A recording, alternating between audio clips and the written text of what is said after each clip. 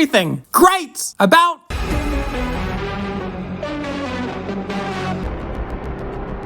I don't know if this will get to you. I hope so. Yes, we're starting the show off right. We get John Goodman reprising his role back as Bill Randa, and not only that, we get to see what happened off screen away from Kong Skull Island in this show. Count me in.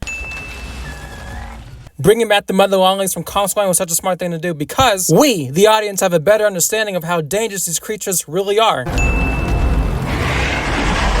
No way, it's one of the Mantle Claws back in GVK in the Hollow Earth, and it's just really cool seeing both the Mother Longlegs and the Mantle Claw going up against each other in Skull Island. Like, what the fuck?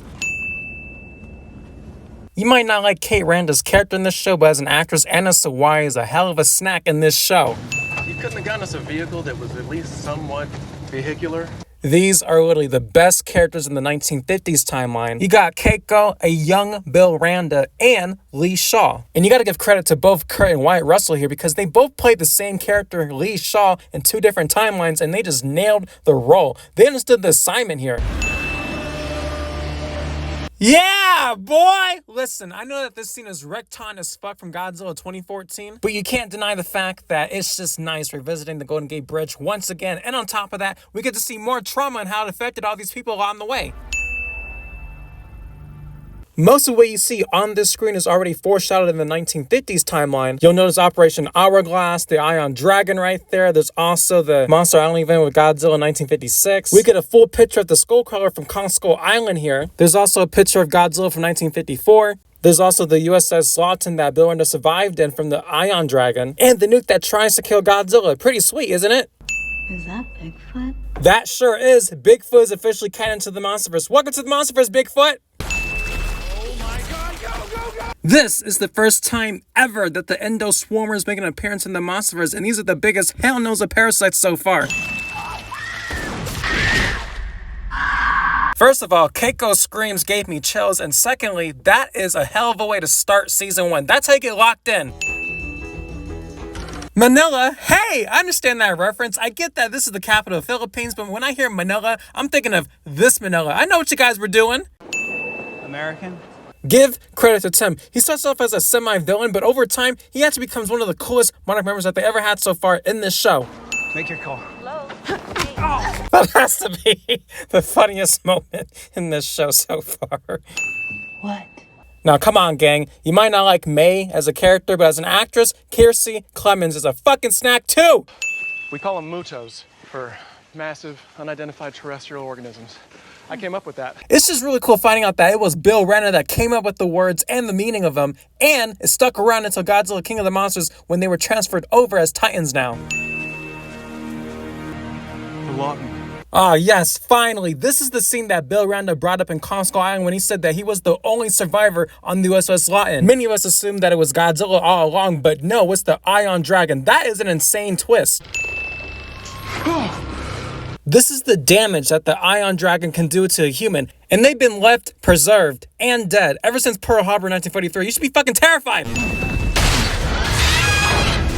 This is the first and last time ever seeing the Ion Dragon in the Monsterverse. The culprit responsible for the USS Lawton and also fights Godzilla in this show. Fuck yeah. Oh yeah, now we get a better look at what happened back in 1954. This is literally Godzilla's origin story prior to Godzilla 2014. Now again, I know that this is Recton heavily from the opening scene of Godzilla 2014, but either way, just seeing the size and scale of Godzilla here, it's just fucking amazing. Magnificent. Magnificent. Ah, so now we know where Bill Randa got his little slang from. It came from General MacArthur.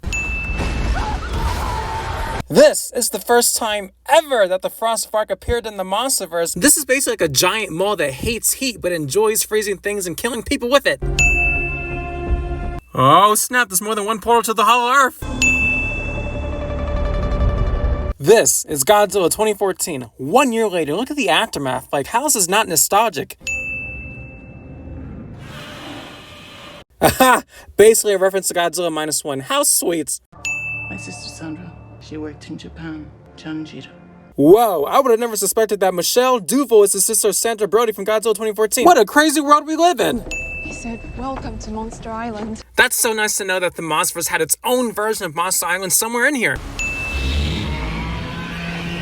Now that is some good-ass daytime swing from Godzilla right there. Woo!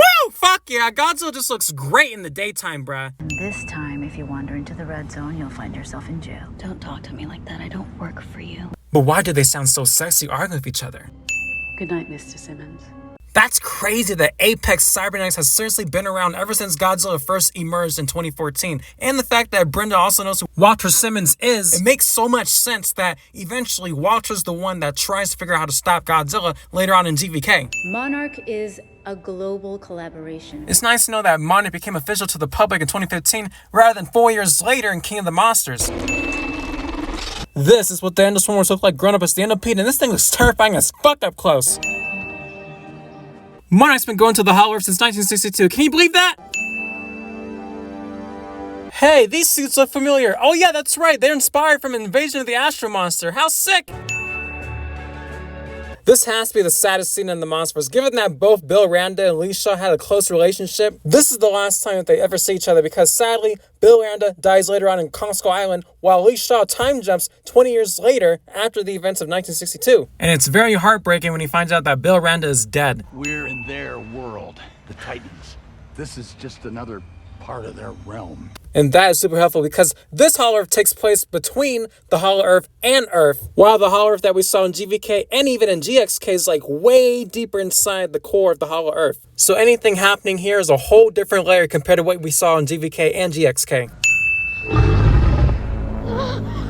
This is the first time ever that the Bramble Boar appears in the Monsterverse, and not only that, but also has the scariest entrance yet for a side tie-in in this franchise. What the fuck? Keiko's alive? Awesome! Can't believe you're alive. I'm your granddaughter. It's crazy that this layer of the Hollow Earth can just make you age very slowly, while at the same time you also time skip. But hey, happy reunion! Look at his face, you know he's shitting himself deep down. Definitely one of the most badass entrances I've seen so far from Godzilla in this franchise. And not only that, but his entrance reminds people of Death's entrance from Puss in Boots: The Last Wish. Let's be honest, Godzilla is deaf. You can tell that after Godzilla's experience with the Miyamoto, he is not having it with this Ion Dragon. Now talk about growth, because most monsters don't give a fuck. Yo, the fact we were that close to getting the kiss of death again. So close! I respect the fact that the Ion Dragon is just as ballsy as Rodan trying to fight someone he can't beat, but at the end of the day, Godzilla is a god. Holy shit, cause confirmed for season 2. Let's fucking go!